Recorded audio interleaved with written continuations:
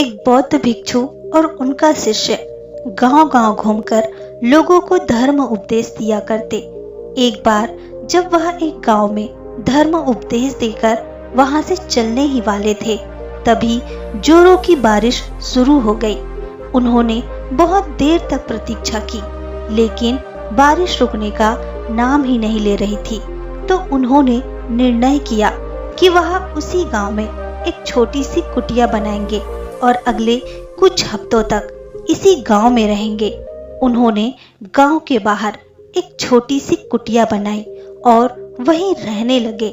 लोगों को उन भिक्षुओं के मुंह से बुद्ध की शिक्षाओं को सुनना बहुत ही अच्छा लगता था, इसलिए हर दिन बहुत से गांव वाले उनके उपदेश सुनने उनके पास आने लगे। गांव के लोग उन बौद्ध भिक्षुओं से गहरा स्नेह रखते और उन्हें बहुत मान सम्मान देते। वहां उनके खाने की व्यवस्था भी करते थे और बहुत से गांव वाले तो उपदेश सुनने के पश्चात उन्हें कुछ उपहार भी देकर जाते। इस तरीके से बहुत दिनों तक वह बौद्ध भिक्षु और उनका शिष्य एक गांव में ठहरे रहे। फिर एक दिन अचानक बौद्ध भिक्षु अपने शिष्य से कहते हैं कि हम बहुत दिनों से इस गांव में रुके हुए हैं, अब हमें यहाँ से चलना चाहिए। यह सुन शिष्य कहता है, लेकिन क्यों गुरुजी, हम यहाँ कितने अच्छे से तो रह रहे हैं, यहाँ के लोग कितने अच्छे हैं, यहाँ हमें कितना मान सम्मान और उपहार भी तो देते हैं, क्यों ना हम यहीं कुछ दिन और रुक ले और उसके पश्चात हम यहाँ से चले जाएंगे और तब तक हमारे पास बहुत से दान दक्षिणा और उपहार भी इकट्ठे हो जाएंगे। शिष्य के मुंह से ऐसी बातें सुनने के बाद गुरु ने कहा, नहीं, अब हम यहाँ और नहीं रुक सकते हैं। हम यहाँ पहले ही बहुत रुक चुके हैं और हमें धन और उपहार को इकट्ठा करने की क्या जरूरत। यह चीजें हम भिक्षुओं के किसी काम की नहीं है और हमें इनसे लगाव भी नहीं रखना चाहिए। हम तो त्याग के मार्ग पर चले हैं, फिर हमें इस धन का क्या करना है। गुरु ने शिष्य की आंखों में देखते हुए कहा, हम आज ही यहाँ से चलेंगे और जो कुछ भी उपहार मिला है वह सब कुछ यहीं छोड़ दो और खाली हाथ मेरे साथ चलो। शिष्य तो सारे उपहार अपने साथ ले जाना चाहता था, लेकिन वह गुरु की आज्ञा का उल्लंघन भी नहीं कर सकता था, इसलिए वह जाते जाते कुछ चांदी के सिक्के बिना गुरु को बताए अपने कपड़ों की पोटली में छिपा लेता है। जैसे ही वह कुछ दूर चले, उन्हें रास्ते में एक बहुत बड़ी नदी मिली। वह जिस गांव में धर्म के उपदेश के लिए जाना चाहते थे, वहां तक पहुंचने के लिए उन्हें इस नदी को पार करना ही था। वह नदी के किनारे पर पहुंचे तो वहां एक नाव चालक बैठा हुआ था।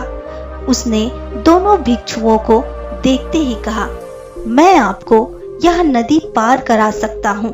वैसे तो मैं लोगों से नदी पार कराने के 2 चांदी के सिक्के लेता हूँ, पर क्योंकि आप लोग भिक्षु हैं, इसलिए मैं आपको केवल 1 चांदी के सिक्के के बदले ही नदी पार करा दूंगा। क्योंकि भिक्षु और उनके शिष्य के पास चांदी के सिक्के नहीं थे, इसलिए वह उस नाव चालक से बिना कुछ बोले चुपचाप नदी के किनारे आकर बैठ गए। हालांकि शिष्य ने चांदी के बहुत से सिक्के अपनी पोटली में छिपा कर रखे थे, लेकिन वह उन्हें निकाल नहीं सकता था, क्योंकि उसे डर था कि गुरुजी उस पर गुस्सा करेंगे। इसलिए वह भी गुरु के साथ चुपचाप यह सोचकर बैठा रहा कि देखते हैं बिना सिक्कों के गुरुजी नदी कैसे पार करते हैं। लेकिन गुरु यह सोचकर किनारे बैठे रहे कि हो सकता है कुछ देर बाद नाव चालक खुद ही बिना सिक्कों के उन्हें नदी पार करा दे, या फिर जिस गांव से वह अभी आए हैं वहां कोई इंसान यहाँ से गुजरे और उनके हिस्से का किराया भी नाव चालक को दे दे। लेकिन ना तो नाव चालक ने कुछ कहा और ना ही गांव का कोई शिष्य वहां से गुजरा।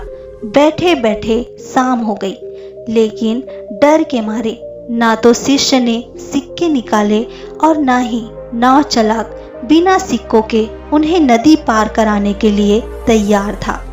अंधेरा होने लगा, लेकिन वह अभी भी बैठे हुए थे। यह देख नाव चालक ने उन्हें डराने की कोशिश की।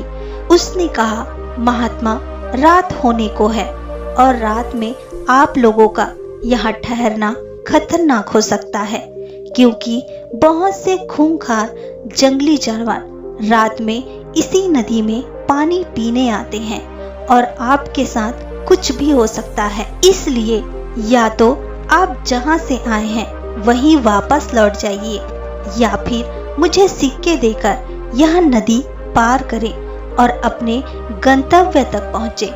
वैसे भी कुछ देर बाद मैं भी यहाँ से जाने वाला हूँ। जैसे ही शिष्य ने उस नाव चालक के मुंह से खतरे की बात सुनी, वह बहुत डर गया। उसने तुरंत ही अपनी पोटली से 2 चांदी के सिक्के निकाले और नाव चालक को देते हुए कहा, कृपया हमें जल्दी से नदी पार करा दे। नाव चालक ने सिक्के लेकर उन्हें नदी पार करा दी। नदी पार कराने के बाद गुरु ने कहा, जब मैंने तुमसे कुछ भी लेने के लिए मना किया था, तो फिर तुमने यह चांदी के सिक्के क्यों रख लिए थे? तुमने मेरी बात क्यों नहीं मानी? शिष्य ने कहा, गुरुजी, अगर यह चांदी के सिक्के मेरी पोटली में नहीं होते तो हम बहुत बड़ी मुसीबत में पड़ सकते थे। रात का समय था और कुछ भी हो सकता था। इन सिक्कों ने ही हमें सुरक्षा दी है और आप धन्यवाद करने के बजाय मुझे डांट रहे हैं। यह सुन गुरु ने मुस्कुराते हुए कहा, जब तक यह सिक्के तुम्हारी पोटली में बंद थे तब तक हम मुसीबत में थे, लेकिन जैसे ही तुमने इन्हें बाहर निकाला, मुसीबत खत्म हो गई। और मैं तुम्हें यही समझाने का प्रयास कर रहा था कि असली खुशी देने में है, त्याग में है। तुमने 2 सिक्कों का त्याग किया और परिणाम तुम्हारे सामने है। यह सुनते ही शिष्य को आभास हुआ। उसने बचे हुए चांदी के सिक्के गरीबों में बांट दिए और वह दोनों आगे बढ़ गए। दोस्तों, इस कहानी की सीख यही है कि हमें अपने जीवन में सांसारिक वस्तुओं से अधिक लगाव नहीं रखना चाहिए और अपनी आंतरिक खुशी पर ध्यान देना चाहिए और केवल उतना ही इकट्ठा करना चाहिए जितना एक सुखी जीवन जीने के लिए जरूरी है, ना कि दिखावा करने के लिए और लोगों की नज़रों में अमीर दिखने के लिए। तो दोस्तों, उम्मीद करती हूँ आपको इस कहानी से जरूर कुछ अच्छा सीखने को मिला होगा। कहानी अच्छी लगे तो कहानी को शेयर और लाइक जरूर कीजिए और हाँ, कमेंट्स बॉक्स में हमें अपनी राय जरूर बताइए। मैं आपसे मिलूंगी अगली कहानी में। तब तक आप खुश रहिए और खुशियाँ बांटिए।